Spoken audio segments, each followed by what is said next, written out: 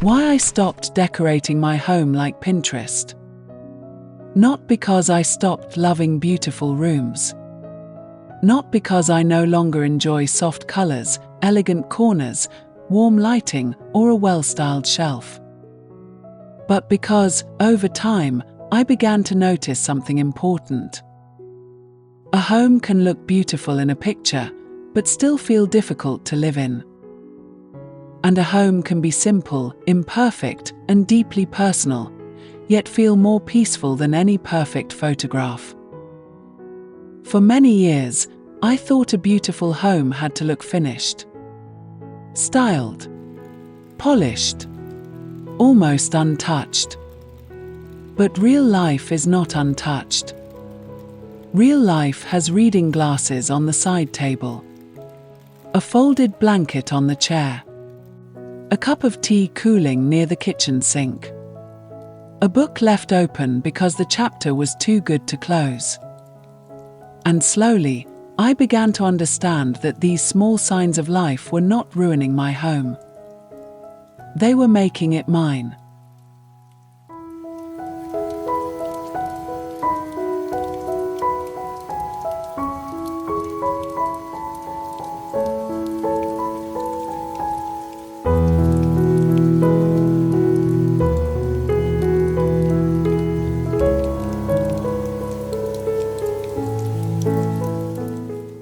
I used to save beautiful rooms online and wonder why my own home never felt quite the same. The sofas looked softer. The shelves looked calmer. The kitchens looked brighter. Every corner seemed perfectly balanced. But then I realized something. Those rooms were often captured at one perfect moment. No mail on the counter. No shoes near the door. No half-used candle. No laundry waiting quietly in the next room. They were beautiful, but they were still. And my home was not still. My home had movement. Mornings. Evenings. Small routines. Memories. Comfort. So I stopped asking, would this look good in a picture? And I started asking, would this make my life feel easier, calmer, and more beautiful every day?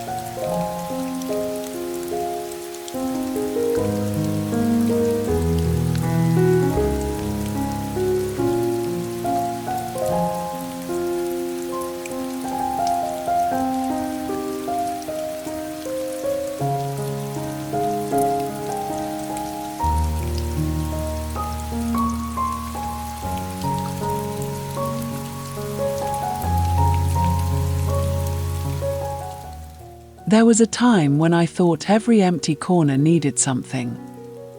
A chair, a plant, a basket, a little table, another piece of decor. But in a smaller home, too many beautiful things can begin to feel like noise. Even elegant things can make a room feel tired when there are too many of them. Now, I let some corners breathe. I allow a wall to stay quiet. I allow a surface to stay almost empty. I allow space around furniture so the room feels calm instead of crowded. Empty space is not wasted space. Sometimes, empty space is what makes a home feel more expensive, more peaceful, more grown up, more restful to the eye. I learned that a room does not need to be full to feel complete.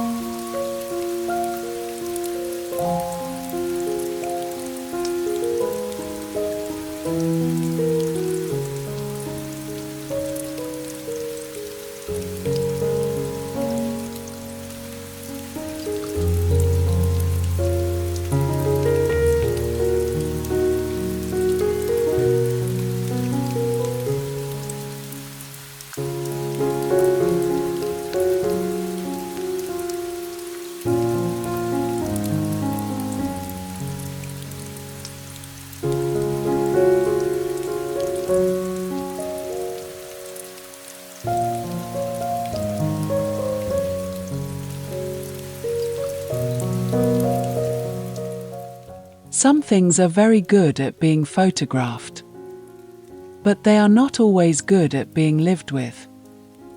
A delicate chair may look elegant, but feel uncomfortable after 20 minutes. A glossy table may look expensive, but show every fingerprint. A crowded shelf may look interesting in a photo, but become another place that needs constant fixing. Now, I want beauty with purpose. A lamp that gives gentle light in the evening. A basket that hides the things I use often. A tray that gathers small objects instead of letting them scatter. A chair that welcomes me, not just impresses me. This changed everything.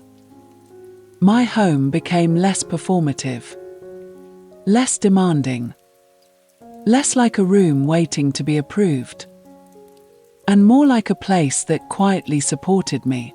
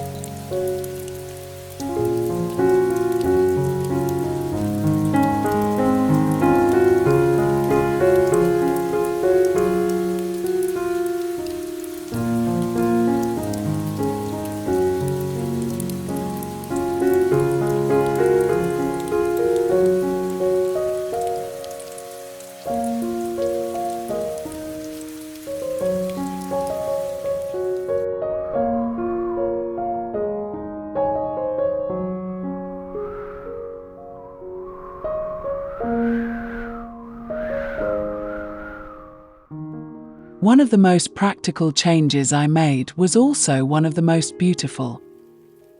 I started creating small landing zones. A bowl for keys. A tray for glasses, hand cream, and a small candle. A basket near the sofa for the blanket I use every evening. A small table near the chair where I actually sit and read.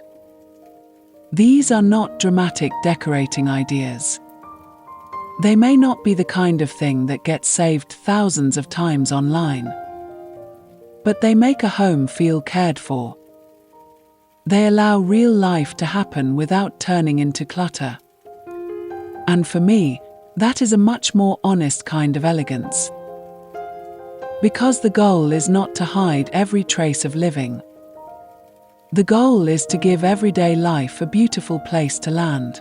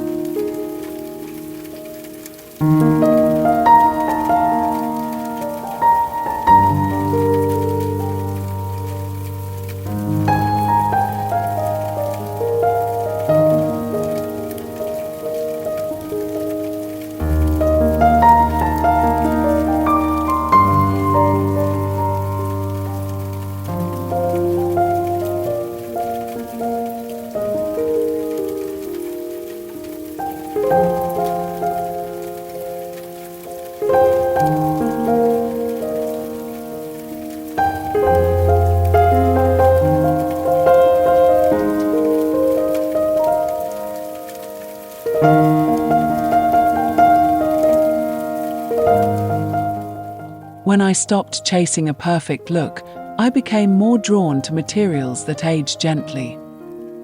Linen that looks relaxed, not careless. Wood that becomes warmer over time. Aged brass that feels soft instead of shiny. Woven textures that bring quiet depth to a room. Lampshades that make the evening feel calm. These materials do not demand perfection. They allow the home to feel lived in. They bring warmth without shouting for attention. They make a room feel elegant in a way that is not cold or untouchable. That, to me, is quiet luxury. Not a room that looks expensive because everything is new, but a room that feels rich because everything has ease, warmth, and intention.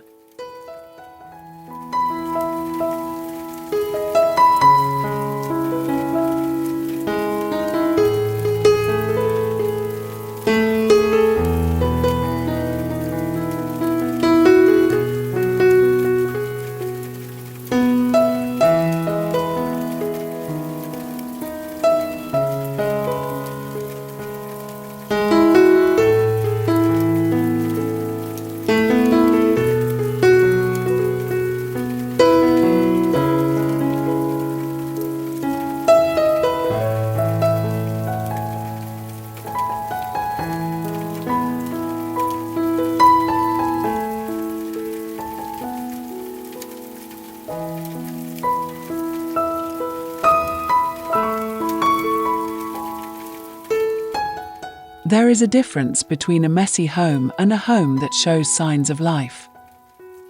A book beside the chair is not failure. A folded throw is not failure. Flowers leaning slightly to one side are not failure. A kitchen that shows someone cooked a simple meal is not failure. These things remind me that the home is being used, loved, touched, returned to. At this stage of life, I do not want a home that makes me feel nervous. I do not want to live inside a showroom. I want a home that lets me exhale when I walk through the door. A home that feels calm in the morning, comforting in the evening, and forgiving on the days when life does not look perfectly arranged.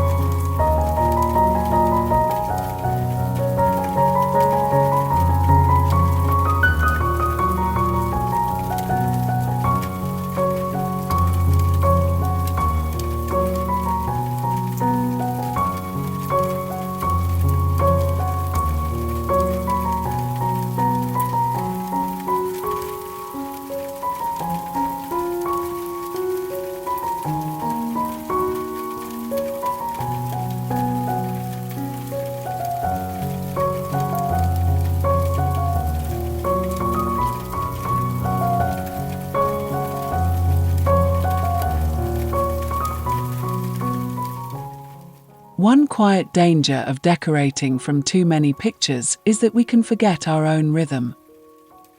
We begin to copy colors that do not comfort us, buy objects that do not mean anything to us, arrange rooms for a life we do not actually live.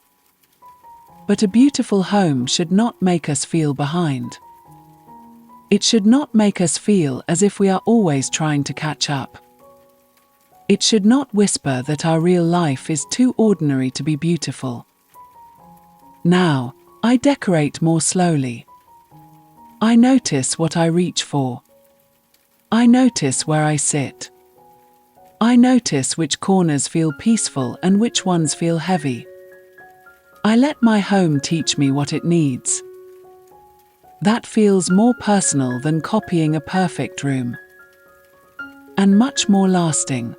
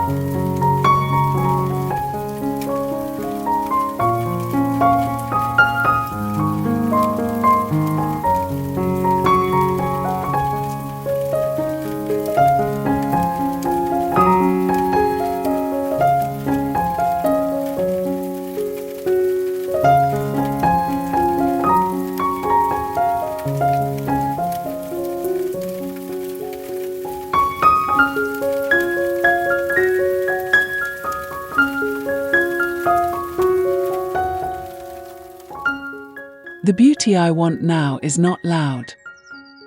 It does not need every corner to be styled. It does not need every object to be impressive. It does not need the home to look untouched. The beauty I want now is gentler. A soft lamp in the evening. A comfortable chair in the right place. A small table that holds what I actually use. A room with enough space to breathe. A home that feels like it knows me. And this is why I stopped decorating my home like Pinterest. Not because Pinterest is bad, but because my home is not a picture. It is a place where I live. I want it to hold my mornings, my quiet evenings, my memories, my comfort, my ordinary days. And somehow, once I stopped chasing the perfect home, my home became more beautiful to me. Not because it became flawless, but because it finally felt like mine.